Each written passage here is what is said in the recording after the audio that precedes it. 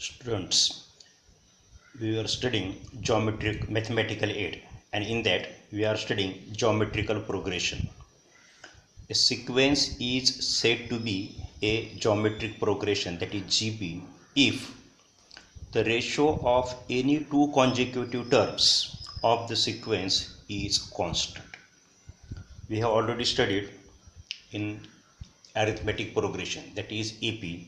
Now here the definition of GP is that a sequence is said to be a GP if the ratio of any two consecutive terms of the sequence is constant.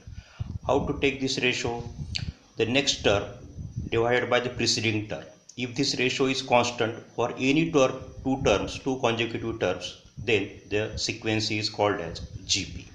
Here Tn is the nth term and the next term is Tn plus 1. So next term divided by preceding term, if this ratio is constant for any two terms, then that sequence is called as the geometric progression, in short GP. Here this is an example of GP. These are the terms in the GP: 3, 9, 27, 81, dash dash dash. Here the next term 9 divided by preceding term 3, this ratio is 3. Again 27 upon 9, again the ratio is 3.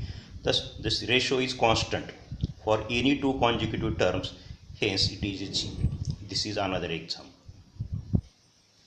Now let us see next part. And this constant ratio, as we have seen, this Tn plus 1 upon Tn is called as the common ratio, which is denoted by R of the GP. For example, for the first example which is given, this common ratio is next term 9 upon 3, that is 3. For the second example, the common ratio is next term is 27 and the preceding term is 81, the ratio is 1 upon 3. Now the next point. The sum of the first n terms of a GP with first term A and the common ratio R is given by. This is the formula. Here symbol for sum of the first n term is Sn. Here S stand for sum, n stand for the number of terms. Suppose we have to find the sum of the first 5 terms, then we write it as S5, means the sum of the first 5 terms. So formula is like this: A in bracket R raised to power n minus 1 upon R minus 1, where A is first term, R is the common ratio. And this formula is used if this modulus of common ratio is greater than 1. If this modulus of common ratio is less than 1, then you use this formula. Now we will see a special case. This is a special case of GP. Now the sum to infinity of GP exists if this modulus of common ratio R is less than 1. What is meant by sum to infinity? If the number of terms in the GP is very large and if the modulus of common ratio is 1, then we can find the sum to infinity, and it is denoted by symbol S. And the formula for sum to infinity of a GP is like this: S is equal to A upon 1 minus R.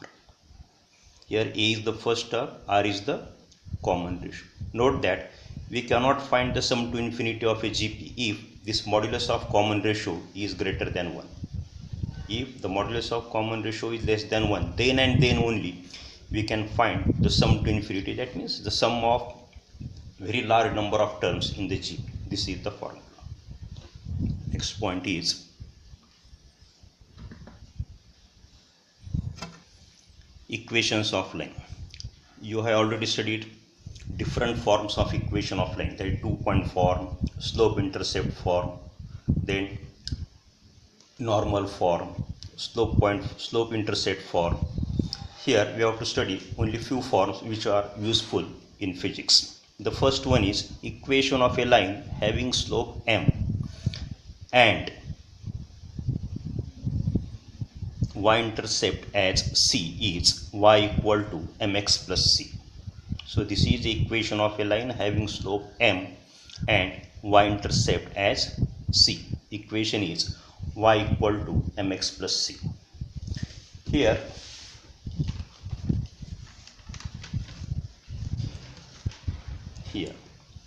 this is a line number 2. This line intersect the y-axis at point A. So this distance OA is called as the y-intercept C. This is a y-intercept. If this line intercept the negative y-axis, then the y-intercept will be negative. Now if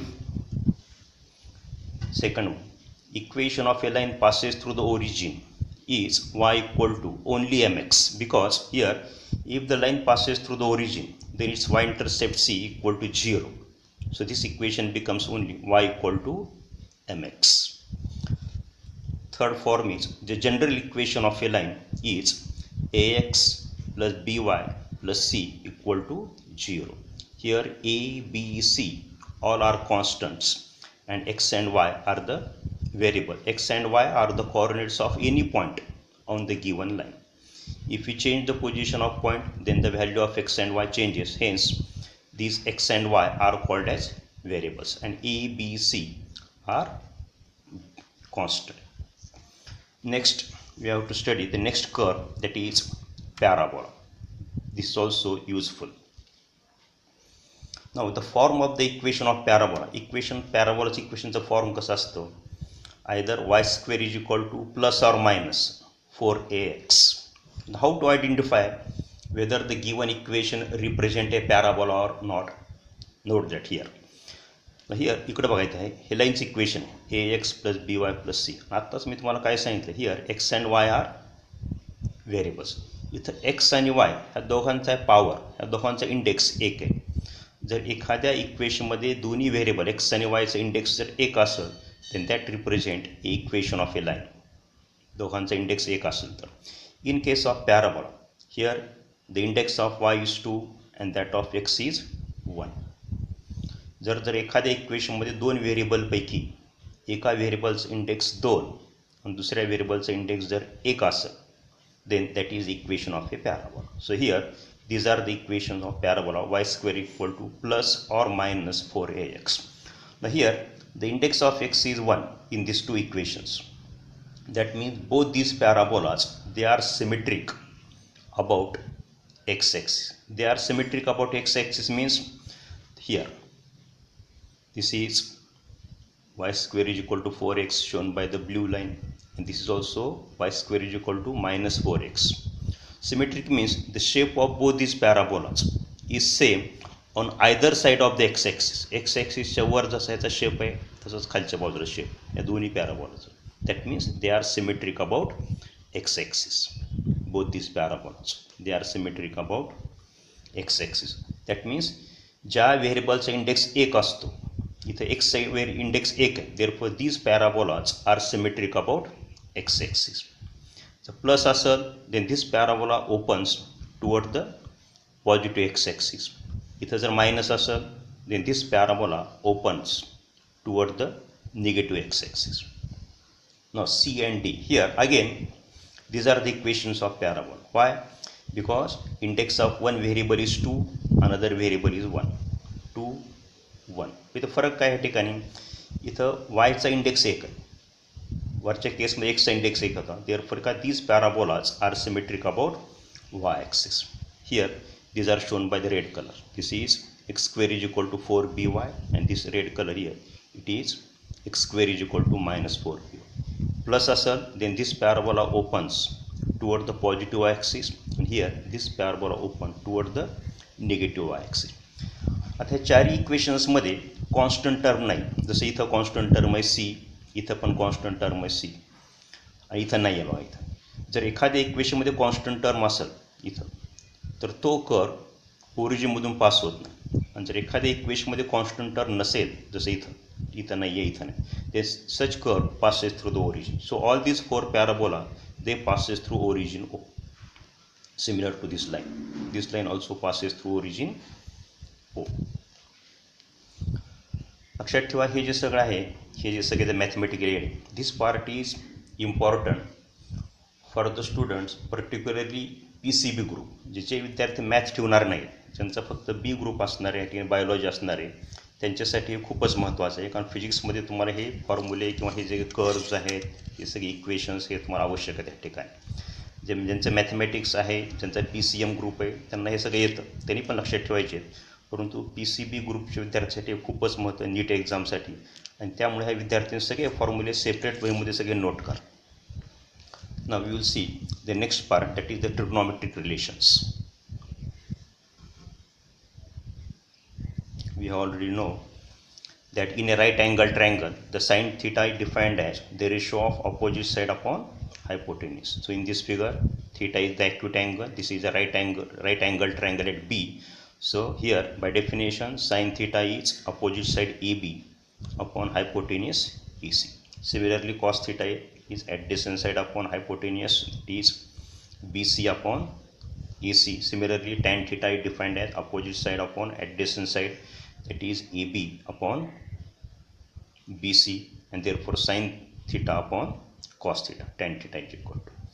Now sin theta is equal to 1 upon cosec theta, or we can write cosec theta is equal to 1 upon sin theta. Similarly, cot theta is equal to 1 upon tan theta, or tan theta equal to 1 upon cot theta. And last one, sec theta equal to 1 upon cos theta, or cos theta is equal to 1 upon sec theta.